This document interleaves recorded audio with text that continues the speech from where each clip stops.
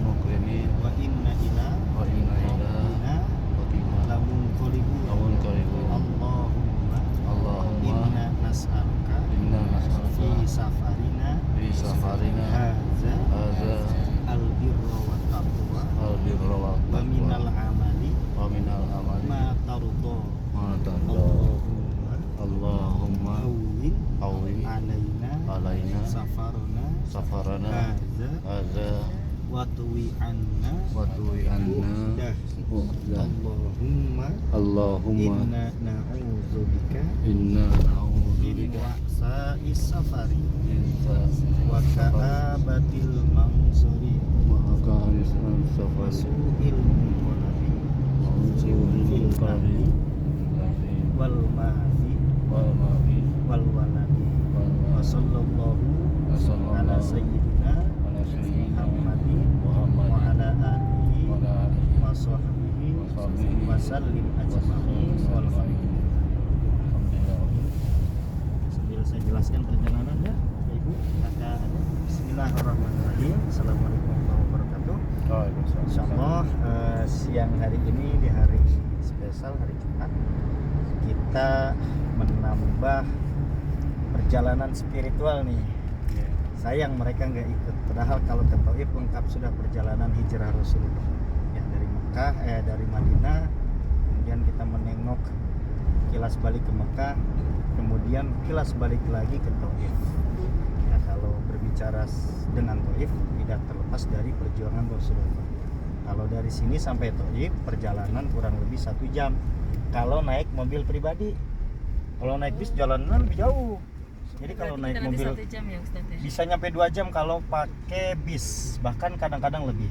Karena jalur kita jalur puncak, nantilah kelihatan.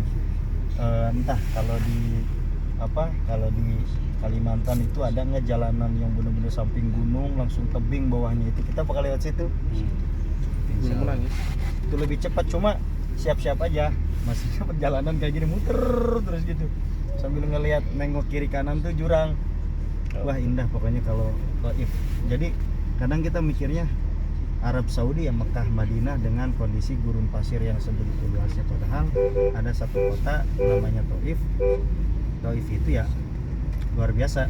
Dari zaman dulu aja, zaman Rasulullah, bahkan zaman sebelum Rasulullah, zaman jahiliyah, di Taif itu memang kota dengan penduduk yang paling kaya, Pak.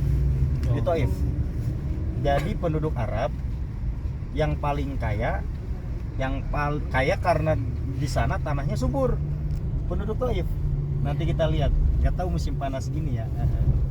Di Taif itu memang terkenal dengan sumber tumbuh-tumbuhan, buah-buahan. Itu kalau di Arab Saudi semuanya penghasilan buah-buahan dari sana. Disalurkannya gitu ke setiap Saudi itu dari sana. Terus juga banyak tanaman-tanaman, apalagi bunga-bunga mawar. Nah itu terkenal di sana. Nanti kita insya Allah kita bakal mengunjungi tempat penyulingan mawar, diolah, disuling jadi parfum. Parfum yang dijual di sini itu ya dari sana pusatnya, dari Taif. Kalau sejarah Rasulullah mengenai Taif, Rasulullah itu merasa ya di Mekah kayaknya dakwah gini-gini aja gitu. Ya, tapi bukan berarti Rasulullah putus asa, tetap ingin mensyiarkan Islam. Hanya saja di Mekah karena memang penolakannya luar biasa dari Abu Jahal, Abu Lahab, Abu Sufyan, jadi sulit untuk berkembang. Maka Rasulullah berinisiatif untuk pergi ke kota Taif. Merupakan kota, kalau dibilang besar, ada yang lebih besar, yaitu Mekah dulu memang sudah terkenal ya, cuma kalau disebut penduduk kaya yaitu di Taif. Kali aja Rasul berpikir kalau pergi ke Taif, orang-orang Taif masuk Islam, terus gampang menyebarkan dakwah Islam. Rasulullah ke sana tentunya jalan kaki, nggak kayak kita naik mobil, naik bis. Kebayang naik mobil pribadi cepat aja 1 jam. Nah, dulu mungkin Rasulullah bisa sampai 3 harian perjalanan kaki ya. Kesana Rasulullah nggak kayak ke Madinah ditemenin sama Abu Bakar, kemudian diikutin kan sama sahabat yang lain. Nah kalau ke Taif Rasulullah cuma ditemenin sama anak angkatnya, masih muda, belum wah, belum menginjak umur 20, masih belasan umurnya. Namanya Yazid. Zaid bin Harithah. Namanya Zaid bin Harithah. Nah, beliau itu anak angkat Rasulullah. Diambil sama Rasulullah, dididik, diasuh, kemudian Zaid bin Harithah ini menjadi sosok yang benar-benar membantu Rasulullah dari mulai bangun tidur sampai tidur lagi. Nah, ini yang kemarin kita kesini nih. Iya, tadi saya Jabal mau Nur, bilang ini Jabal Nur. Gua Hira. Amsi ba'da min madhab. راح المتحف Or khalas أمس ba'da min madhab. عربيات فوق تطلع ولا ما تطلع؟ لا بس مدحب. هي عربيات فوق تطلع بس عربيات. Oh, alhamdulillah. Masya Allah. Nah, katanya bisa naik mobil juga ke atas. Oh gitu. Iya. Ke Makanya Jabal Nur? sampai situ mungkin tuh kayaknya ya. Kata dia barusan bilang, itu kan jalanan lurus ya. Heeh. Kayaknya sampai situ tuh sebelum sampai puncaknya akhir mobil di situ. Baru tahu juga. Iya. Kalau bisa naik. Bahkan kan nanti ini mau dipasang teleferik. Iya. Kereta gantung. Iya, iya. Wah, Kemarin kan di itu kan di museum itu. Lebih mudah sekarang akses. Di Jabal Nur mau dibuat museum juga nanti. Cuma masih belum selesai. Masih dipagar kemarin waktu kita Iya. kumpul itu kan ada pagar tuh. Iya. Di dalam tuh ada pembangunan. Nah, itu mau dibuat juga Oh, museum Jabal Sur. Kayaknya sih lebih bagus dari ini ya, karena lumayan juga itu kan sejarah Rasulullah dari keluar rumah sampai pergi nyampe Madinah. Nah, yang tadi perjalanan Rasulullah dari Mekah ditemani sama anak angkatnya sama Sri. Nah, ditemenin sampai ke Taif. Nah, Rasulullah sama mikirnya di sana tuh kirain bakal disambut sama penduduk kota Taif. Nah, penduduk kota Taif namanya kabilahnya kalau di kita apa ya, suku kali ya, Ya, suku. marga lah, suku marga. Nama kabilahnya Bani Sakif, bukan Sakifah mah di Madinah, kali ini Bani Sakif. Bani Sakif itu merupakan kabilah terkaya di Saudi, di Arab, kabilah terkaya karena mereka bukan hanya penghasilannya dari Pertanian. apa sih kalau unta itu di apa? Ternak. Nah, bukan hanya ternak unta, mengembala kambing, bukan. Kan orang Arab Ya. memang terkenalnya. ininya usahanya zaman dulu ya ternak sama mengembala. Kalau di sana itu bisa bertani. Kalau di sini enggak, Pak. Di Iya, sini iya, nanti iya. gimana? Tanahnya juga pasir, Iya. enggak subur. Kalau di sana mah tanaman tumbuh. Maka penghasilan dari tanaman-tanaman sangat menghasilkan bagi penduduk Taif. Pas Rasulullah nyampe sana, kemudian mendatangi kepala sukunya dari Bani Sakif. Nah, 3 orang tuh didatangi setiap rumah. Yang terakhir, kepala suku terakhir ini yang sangat biadabnya luar biasa. Rasulullah belum nyampe, sudah diledek habis-habisan. Baru Rasulullah ngomong, dipotong terus. Intinya Rasulullah itu mengajak untuk memasuki mereka, mengajak pada Islam gitu. Tapi mereka menolak ya, karena ini apa, sesuatu yang baru, sedangkan mereka sudah punya Tuhan. Jadi di Arab tuh dulu ada 2 berhala yang menjadi sesembahan orang Arab. Nah, di Mekah itu ada sesembahan namanya Uzza sama Habil. Nah, kalau Lata itu kan ada Lata wa Uzza di dalam Quran ada ya. Nah, kalau Lata itu di Taif. Jadi orang Taif menyembah Lata, orang Makkah menyembah Uzza sama Habil. Sama dua-duanya juga memiliki pengaruh besar. Lata juga diagungkan di Taif. Nah, Uzza juga diagungkan di Mekah. Lebih-lebih lagi kalau di Mekah mereka punya Ka'bah gitu. Kalau dalam spiritual ya dua kabilah ini, 2 kota ini yang paling terbesar di Jazirah Arab dulu. Nah, Rasulullah pas mendatangi tokoh yang ketiga, namanya Abu Abdullah. Namanya padahal Abu Abdullah. Abdullah itu bukan berarti Islam ya. Abdullah itu kan hamba Tuhan gitu. Dilempar sama batu pas Rasulullah menyampaikan ini, ditolak, tapi Rasulullah tetap mengajak. Akhirnya Rasulullah ditempar. Bahkan di dalam riwayat sejarah itu setiap Rasulullah melangkah itu kakinya dilempar terus, melangkah dilempar. Makanya kakinya Rasulullah itu penuh dengan darah waktu ke Taif. Nah, itu pun masih mending ya, Rasulullah masih dibentengi sama Zaid. Nah, kalau nggak ada Zaid udah habis Rasulullah gitu. Anak muda tapi luar biasa lah membantu Rasulullah. Bahkan Pak Zaid bin Thabit, Zaid bin Harithah sampai parah, semua mukanya itu penuh dengan lecet-lecet. Rasulullah juga sama, giginya juga patah waktu ke Taif, kakinya juga sudah berdarah karena setiap langkah itu. Nah, orang suku ini bukan hanya dia ngelempar, jadi si penduduknya mengikuti dia, kemudian melempari Rasulullah, bahkan sampai dikejar Rasulullah, dikejar terus sampai ke sebuah persembunyian yang namanya kebun anggur. Nah, nanti insya Allah kita bakal ke sana, kebun anggur.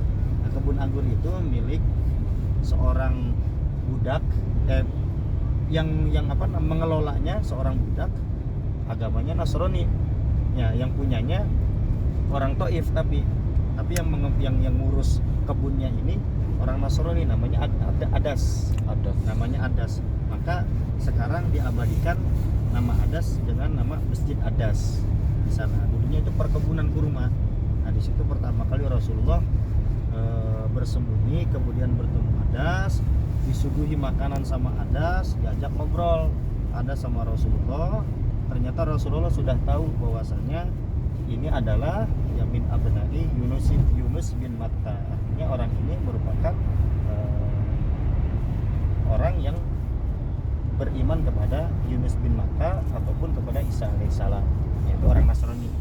Tapi ketika ngobrol panjang lebar, Rasulullah menjelaskan mengenai Islam, akhirnya ada sini masuk Islam. Lanjut, nggak sampai situ. Rasulullah kan namanya bersembunyi, takut didatangi juga, takut dia ketahuan sehingga nanti Rasulullah akan terbunuh. Sembunyi lagi Rasulullah tidak jauh dari tempat anggur. Nanti kita akan melihat kayak batu-batu ini, bangunan batu gitu kecil, ya disebutnya masjid gitu, cuma tidak bisa sholat gitu. Nah, Rasulullah istirahat di situ yang kemarin saya sampaikan sempat ada batu gede. Rasulullah tiduran dengan kayak gini posisinya, kemudian si batu melunak sampai legokannya itu sekarang masih ada. Nah, cuman beberapa kali saya ke sana itu lekukan batunya masih ada. Bekas lutut Rasulullah waktu kayak gini, waktu tiduran, lekukannya masih ada. Cuma saya beberapa kali akhir-akhir kemarin waktu Syawal ke sana itu ditutup ininya, masjidnya. Tutup, jadi nggak bisa turun di sana.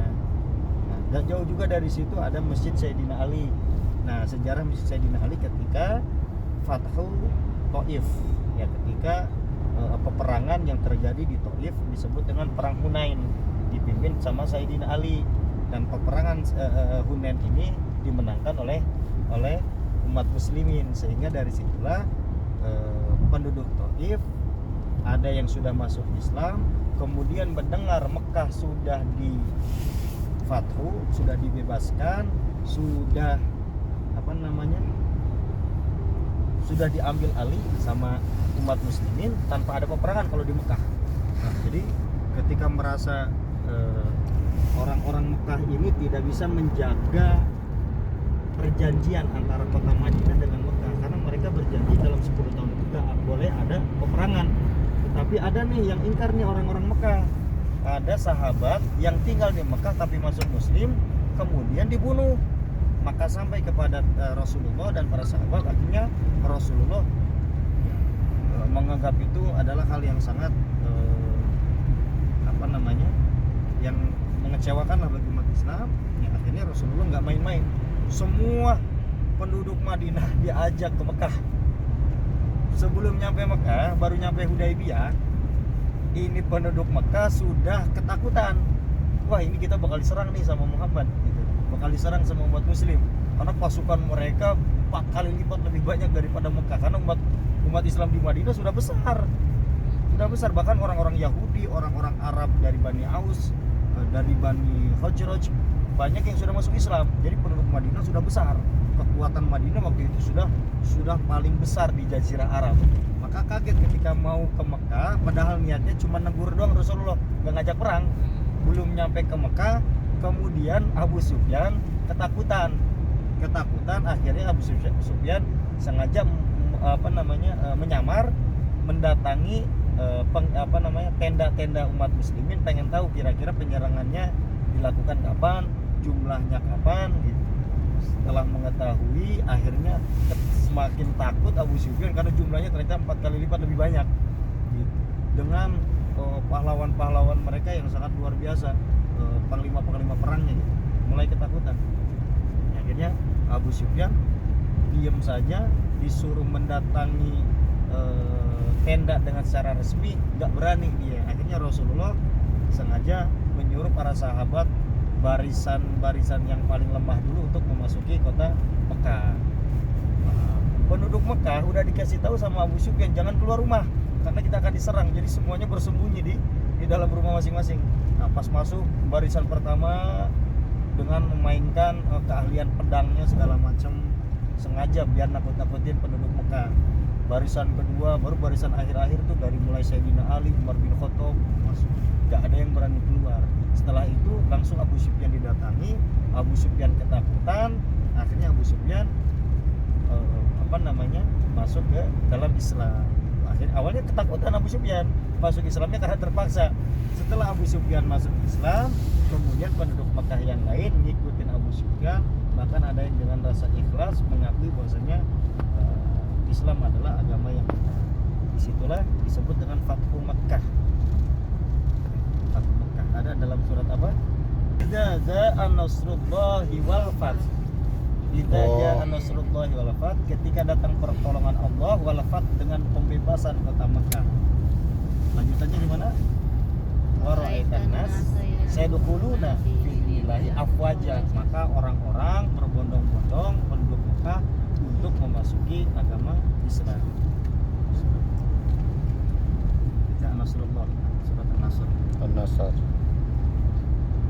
Maka masuk Islam tuh semua penduduk Taif juga sama, gak lama setelah itu masuk Islam. Jadi sekarang sesuai janji Allah ya, penduduk Taif masuk Islam. Padahal dulu kalau saja Nabi Muhammad pengen menghancurkan penduduk Taif bisa. Nah, nanti saya jelaskan lebih jelasnya ketika kita sampai di tempat yang disebut dengan mikotnya penduduk Taif, namanya Qarnul Manazil. Oh, Jadi di sana ada juga. ada namanya Qarnul Manazil. Oh, tempatnya enak, bersih dibandingkan di Jirona atau di Tanim, lebih bagus. Apalagi di daerah puncak. Nah, di mikot itulah peristiwa Rasulullah sebelum pulang ke Mekah merenung di situ, kemudian ditangi sama malaikat Jibril. Saya ceritakan sekarang aja. Ketika didatangi malaikat Jibril sudah tahu keluh kesah dari Rasulullah. Nah, Rasulullah luar biasalah penolakannya. Bahkan penolakan Rasulullah, penderitaan Rasulullah di Taif itu lebih besar dibanding di Mekah. Artinya lebih menderita Rasulullah di Taif daripada di Mekah. Mekah masih masuk akal. Sejahat-jahatnya penduduk Mekah masih menghormati Bani Hashim atau Bani Quraisy. Kalau di sana orang udah gak mikir lagi, Rasulullah kalau perlu dibunuh. Nah, maka ketika Rasulullah perjalanan pulang, merenung dulu di sebuah tempat namanya Qarnul Manazil, tempat mikot sekarang penduduk Taif. Atau biasanya kita kalau yang berkunjung ke Taif kemudian niat umroh, itu umrohnya dari sana bisa. Langsung ya? Mikotnya dari sana, dari apa? Dari Taif, namanya Qarnul Manazil. Mendengar keluh kesah itu Rasulullah, akhirnya malaikat Jibril mendatangi Rasulullah, ngasih kabar kepada Rasulullah, ya Rasul, ya, apa yang terjadi dengan engkau Allah sudah mengetahuinya. Maka Allah memerintahkan saya untuk menyuruh 2 penunggu gunung terbesar yang ada di Arab untuk mengangkat 2 gunung tersebut lalu menjatuhkan kepada penduduk Taif, artinya menghancurkan penduduk Taif. Gitu. Nah, luar biasa Nabi Muhammad memang harusnya kita memang susah sih ya ngikutin Nabi Muhammad, susah. Orang udah dizolimi, bukan cuma dizolimi, disakitin, wah, dihina, dicaci, dimaki. Padahal sudah dikasih kunci, kalau pengen balas dendam tinggal ngomong aja yes gitu kan, karena sudah dapat izin dari Allah. Bahkan Allah sudah merintahkan malaikat Jibril, kemudian malaikat Jibril nyuruh 2 penunggu gunung terbesar yang ada di Arab untuk mengangkat 2 gunung tersebut lalu menjatuhkannya di penduduk Taif.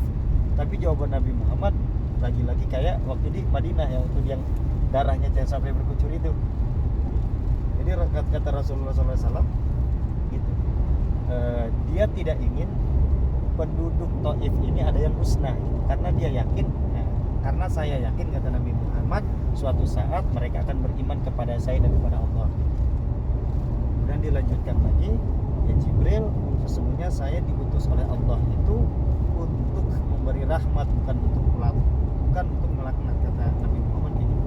Maka kejadian sekarang, kalaupun penduduk Taif dari dulu sudah dimusnahkan, mungkin sekarang kita nggak bisa ke Taif, mungkin nggak ada penduduk Taif, mungkin nggak ada orang yang Islam di Taif. Tapi Rasulullah sudah bisa menggambarkan ke depannya penduduk Taif suatu saat akan masuk Islam semua. Alhamdulillah di Taif. Jadi di Taif itu memang pusat wisatanya orang-orang Mekah, Madinah, Jeddah, bahkan dari Riyadh. Kita kalau ke Riyadh itu lewat Taif. Kalau mau ke Riyadh nih, lihat kan dari sini ke Riyadh itu bisa min hina hatta Riyadh kam sa'ah? نعم Min hina min Makkah Riyadh kam sa'ah? 7 ساعات 7 jam perjalanan naik 1000 كيلو 1000 kilometer Ke kurang Qatar lebih. juga, iya, ke Qatar juga lewat Taif. Kalau kemana? Ke Qatar. Kalau jalur darat ya, Iya. kurang tahu kalau Qatar. Mungkin Qatar dengan Riyadh dekat ya, cuma belum tahu sih kalau Qatar bisa jalur darat 7 jam itu ya kalau naik kendaraan pribadi cepat kayak gini. Kalau bis mungkin lebih lama, 11 jam teman saya waktu naik bis ke Riyadh. Nah itu lewat sana, lewat Taif. Jadi di Taif tuh di sana memang banyak kayak tempat wisata gitu, kayak apa sih, waterboom kayak gitu. Oh. Iya, kayak biang lala segala macam. Cuma biasanya dibukanya itu setiap habis asar baru mulai ada yang berkunjung. Kalau siang mah apalagi di Arab masih panas gini nggak ada yang berkunjung. Pada tidur. Tidur mereka mah. Malam hari hidupnya orang Arab tuh. Iya. Malam hari. Kalau malam baru hidup tuh. Iya. Sudah kemarin pas di Madinah. Sepi jalanan.